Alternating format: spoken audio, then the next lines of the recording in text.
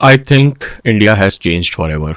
July of 2026 has seen a watershed moment in the nature of politics, in the nature of protest, and in the nature of demand that India has ever seen for last 78 years since independence. We have seen many angry youth earlier too protesting on the streets of the national capital. We have seen many youth protests across states of India. We have seen many revolutions like in Assam led by youth and students of that state. This one is a 21st century youth and students led protest. This is a protest that has shaken up brutally the government that thought they were invincible. They have hit directly to the roots of this government who thought their propaganda, their media machinery, their idea of IT self-messaging is the clear winner and the new age methodology to install a government. This movement has countered effectively the PR agencies who had been paid in multi-billion dollars until now to prop up the image of this government, to prop up the image of the Prime Minister Narendra Modi. And in just 5 days, this protest has actually punctured the entire budgeted image management of this party, the ruling party, the government, and the Prime Minister Narendra Modi's image of Vishwaguru. Hence, I would say India has changed forever. Hence, I would say that Indian youth, howsoever educated or uneducated they have touched the country's soul. They have touched the nerve center of public administration. They have shown the power of peaceful protest and the resilience of demands of a movement, something that was not seen by many in modern India.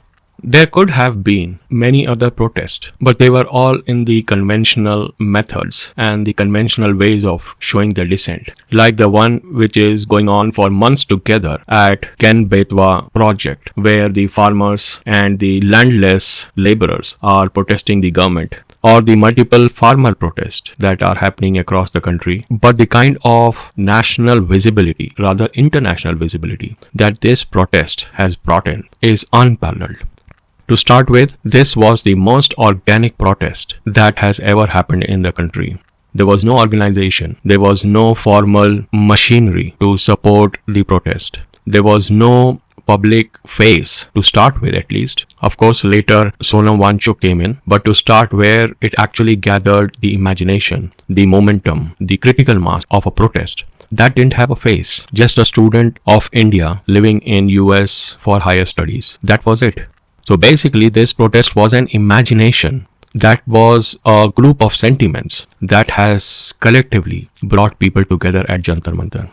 And that is why this is the most natural, unorganized, sentimental, and innocent protest that the country has seen. Innocent because it has children who were as young as 12-year-olds. And many of the participants of this protest were so scared of their parents as a traditional family that they didn't even tell their parents that they are at Jantar Mantar to participate in this protest. So that's the kind of innocence, the natural instinct of coming forward to raise their voice. So this protest is also a clash of generations, a clash of methodologies. On one side, there is this traditional ways in which the government first ridicules, denies that such a thing, such a demand, such a group is legitimate enough to question the government. In the traditional conventional way, the government deploys police and rapid action force, RAF, who further uses brutal, violent and torturous methods like the baton, the electric batons, the nailed batons, the pellet guns, and in one case in the state of Bihar, AK-47. So there is a clash of how the government, in whichever part of the country, they view dissent as something which is to be brutally curbed, even though the nature could be non-violent. And then this is also a clash of media.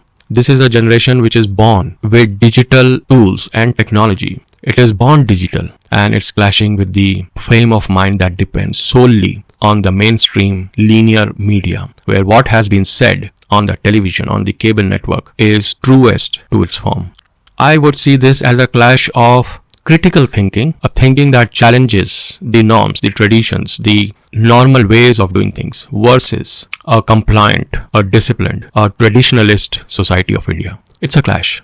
It's a clash where the protesters, these young ones, they had no reservation in using seriously a very foul language against the government, against Narendra Modi, against other leaders of the party, while such kind of language was never seen in any other protests all through the life history of Indian independence. But then where did this foul language come into existence as a national narrative?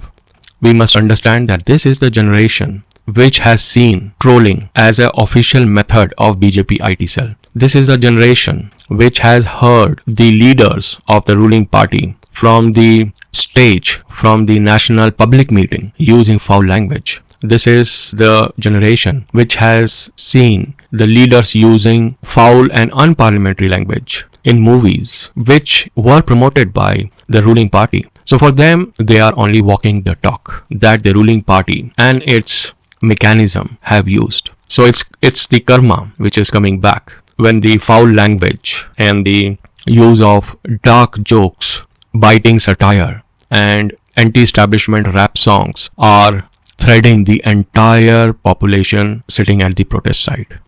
If it was an isolated case of just Delhi seeing the protest, one would have gathered that this protest is localized. It's only a manufactured one. But then this was a simmering anger that was sitting with the youth of this country across India. And mostly it is in North where the unemployment rate, at least unofficially, is around 40%.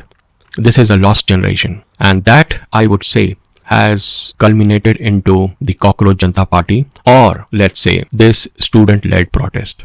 So the Gen Z protest, as they are calling, they are born between 1997 and 2012. So they are on the verge of starting their career. And that's where they are appearing in the exams, in the eligibility exams, in the entrance exams. And suddenly they find that whatever they have dreamed has come to an end or is so difficult to achieve that it is on the cusp of remaining a dream.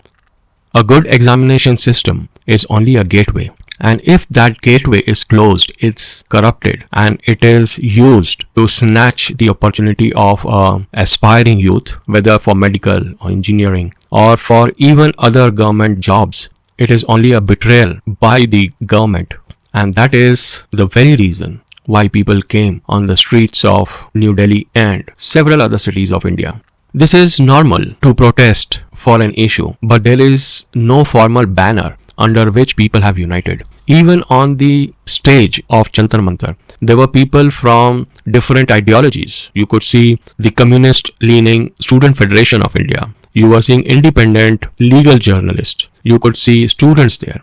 You could see former Aam Aadmi Party activists. So it was a consolidation. It was a bouquet of different ideology working for a common issue. But what we also have to understand is that this was a protest not only against the paper leaks or the education system poor governance, but this was also a protest against the demeaning attitude of the senior administration of this country, the constitutional heads of the country, how they look towards the unemployment issue of the country, how the Chief Justice of India, even though in his informal, howsoever factual description of the youth of this country, any word that is demeaning, that had ignited this Naya Bharat, the new India, which was riding the wave of arrogance, of being Hindu supremacist, about flying its saffron flag of Hinduism across the world, supported by the IT cell of the ruling party. All that arrogance, all that fakery, that has been pinned to puncture the entire aura, a fake aura, I would say, in few days' time. So in a way, it is one of the most dramatic, most organic movement of people of India, especially the young ones. The future of India has rebelled against the retired India. The digital India has rebelled against the mainstream, mostly fake, mainstream TV India. This is a protest of angry youth of India against the arrogant, supremacist generation of India. While we continue to see the residual methods post protest continuing, like the police complaints and FIR and court cases, I think the government has not still taken the lessons from how the Gen Z look towards the administration, how they perceive the governance of this country. What the government is failing to understand is that this generation is so sensitive on one side that a Wi-Fi or the mobile data, if it stops working, this generation stops breathing. But then on the other side, this is a generation which happily, merrily, willingly accepts the police brutality. The brutality of 20th July would have dispersed and scared off any toughest protest. But then this is a generation which came back to the very side. And this time, 10 times the number, rather 20 times the number, because for every injured Gen Z, there were 20 people who had come to support them. And the concept of viral is what the government is not understanding. It's one action, it's one sentence, it's one slogan that reaches millions. Something that comes from the heart and strikes the heart of millions of other Gen Zs across the country, across the world rather. And that is where this protest is a watershed protest in the world's history, I would say. It has started from India, I'm happy about it. With a sense of relief that the Gen Z have shown how they understand India, how they are so worried about their own future and the future of this country. Observing the Gen Z, even though so casual, even though so carefree, they do understand the depth of administration, the depth of governance, the right that a democracy gives to each and every citizen of this country to fearlessly sustain the brutality, the violent brutality of the government, and to so easily counter the manufactured narrative. I have a sense of relief that the future of this country is in strong hands, even though they are devoid of experience. But their learning curve is much faster, much sharper than the generation which has brought Gen Z to this world. With that new outlook, I leave you until next week. Stay safe, stay informed, dutifully ask question. At the end of the day, like the Gen Z, somebody has to stand up. Bye for now. Everything's fine on 93.9 Dublin South FM.